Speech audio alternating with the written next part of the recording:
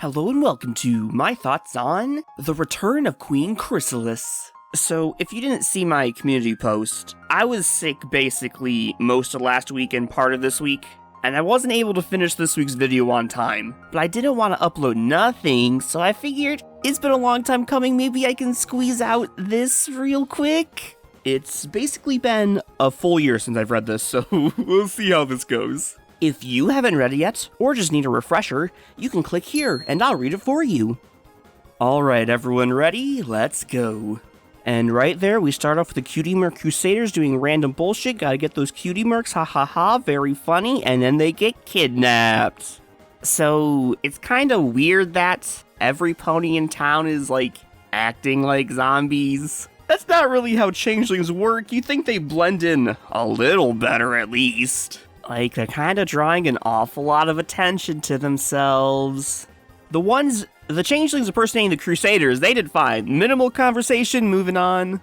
But the other ones are, approaching and being really weird. It's not very subtle, I would say. And then Twilight has an epiphany. Oh wow, this is exactly how they acted last time at the royal wedding. And I'm just like, no, it's not, Twilight. What the hell are you talking about? This is completely different. But joke's on me, apparently she's exactly right. They're changelings. And now it's time for a Pinkie Pie plan. Yay, Pinkie Pie plans never fail. Even if this one doesn't make any sense at all, this doesn't make any sense. Changeling should be able to tell who's a changeling and not a changeling. But that doesn't matter because the plan works flawlessly and the girls make it to Town Hall undetected. So it's our heroes versus a horde of changelings. And the last time they had this matchup, it worked out so well. I'm sure this time it'll go just as well, right? Somehow they don't get their asses kicked this time and save every pony from the changelings. But uh-oh, the Crusaders are nowhere to be found.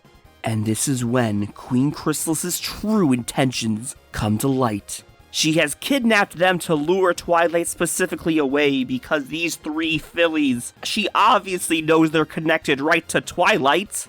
Twilight has 3 days to get to the Changeling Hive before Chrysalis murders the Crusaders. Well, it's not really the Changeling Hive. It's just some random little kitty kingdom that she conquered. But it's a trap, and they know it's a trap because there's a giant magical comet passing over Equestria, and it's gonna supercharge all of the magical creatures. And I mean, Twilight couldn't beat Chrysalis the first time, so what hope does she have this time? But there's no time to worry about that as the 6 of them set off on an adventure. I really like this first story. And I don't just mean, specifically the first part. I mean all 4 parts. I think they do a really good job at... It's a really good first impression to the comics, you know? It's just bam, right off the bat, cool things are happening, wow. Cool things don't happen all that often, so the fact that we start off on a cool thing, that's cool. And what's also interesting is the girls are traveling? What? Usually trouble comes to them, they don't usually leave home. But anyway, the girls enter a cave, and there's a troll, and it's not really all that important, it's just kind of filler, Rarity does cool, fabulous stuff, and the troll's defeated. You'd think Fluttershy could just, talk it down, but I guess she's too much of a baby still at this point. I guess they also all could have just probably outran him too. But, I love when Rarity gets the spotlight. She's not usually all that helpful in, real situations. When Rarity threw that rock in the ending of the end, I popped off. I guess I should also point out that the caves that they're in are some kind of diamond dog caves, and that's cool world building. But anyway, the changelings are here, and they split the girls up with the cave-in. And it's just some good old divide and conquer. Once they split them up, they transform to the other ones and then badmouth them. And it's very easy to just be oh, how could they believe this? This is totally against any of their characters. Why the hell would any of them say these things? But you gotta keep in mind that this is early on. This is just taking place after season 2. And earlier in the season against Discord, Twilight was ready to give the hell up on all of them. Too bad. You're Rainbow Dash. Now let's go defeat Discord so we don't ever have to talk to each other again. So this isn't that far of a stretch to they're not that good of friends at this point. But in the middle of all their fighting, they get interrupted by giant spiders. which makes you think, hey, giant spiders, this is right up Fluttershy's alley. But no, she's too baby to do anything. Come on, Fluttershy, do a thing. But thank God we have Pinkie Pie here to save the day yet again. Hashtag Pinkie Pie plans never fail. And she goes and gets Jim, and Jim takes the big bad spiders away. Man, Twilight just as useless as Rarity and Fluttershy in this situation. Feels bad. And unfortunately, even with the spiders and Jim's interruption, the girls go right back to fighting. Even though they're all going to the exact same place. They just can't agree on which is the right way. Poor Rainbow Dash, all alone in a random forest with Pinkie Pie. The horror. It was a little hot-headed of Twilight to just teleport away, but I mean, I can't blame her.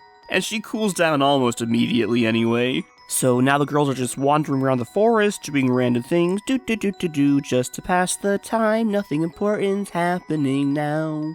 Then bam, things are trying to kill them. And then bam, they all crash right into each other. Ha ha ha, very funny. But not as funny as the horrendous battle to the death of all of the creatures that were trying to eat them. They're now trying to eat each other. That's good shit. So now every pony's all together, they hug and make up, and they're all best friends again. Just in time for the battle with Chrysalis. I definitely think this issue, number 3, is the weakest of the 4.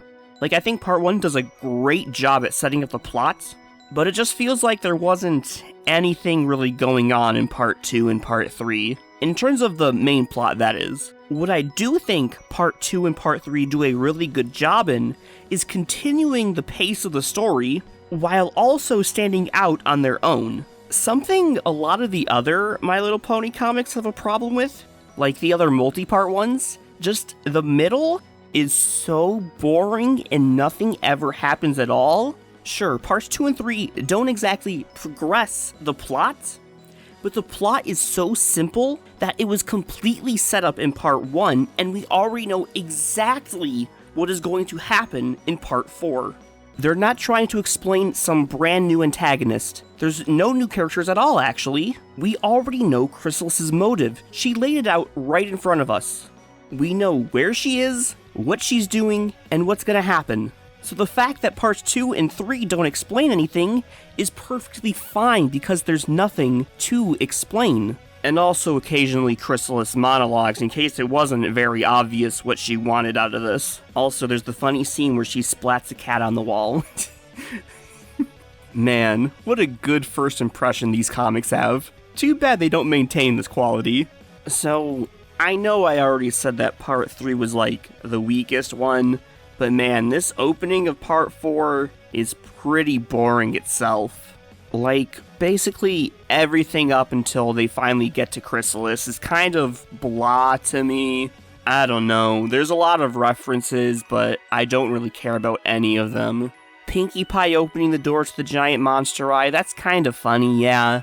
But oh boy, once Twilight does finally get to Chrysalis, shit happens and it's pretty cool.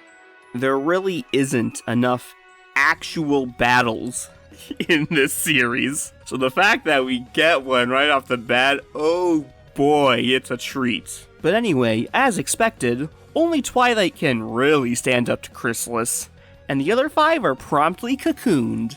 But as I was saying earlier, Twilight couldn't beat Chrysalis last time, and she sure as hell can't beat her this time. So, she makes a deal with Chrysalis. If Chrysalis lets her friends free, Twilight will stay. I really like this scene. And even if it does end in the classic friendship is magic Deus Ex bullshit, I really do think this instance of it is one of the better written ones. Twilight knows she can't win this fight. She shot a big ol' blast at Chrysalis and it didn't even hurt her. So she decides the only way to stop Chrysalis is for the others to go and get Celestia and live to fight another day. And you know, it is really sweet. So then pop, Chrysalis frees them. And then Rainbow Dash, being a big dummy, dives headfirst into Chrysalis and she re-imprisons them all, and then Twilight gets pissed. Avatar State, yip. I love Twilight's monologue while she beats the shit out of Chrysalis. It's fantastic. Just this whole battle in general is great. I love it. I love this whole story, and I'm glad it's the first one, because if this wasn't my first impression, who knows if I would have continued. And speaking of first impressions, oh boy, Nightmare Rarity is a fantastic second impression, and I'll get to that at a later time. I know this story's not perfect, and it's not even the best one in the series, but I really can't say enough about it. Yeah, the plot is really simple, but they just use that to their advantage to have a grand old adventure and a great emotional climax. But yeah, I think that's enough. So anyway, those were my thoughts. Let me know what you guys think in the comments, and until next time.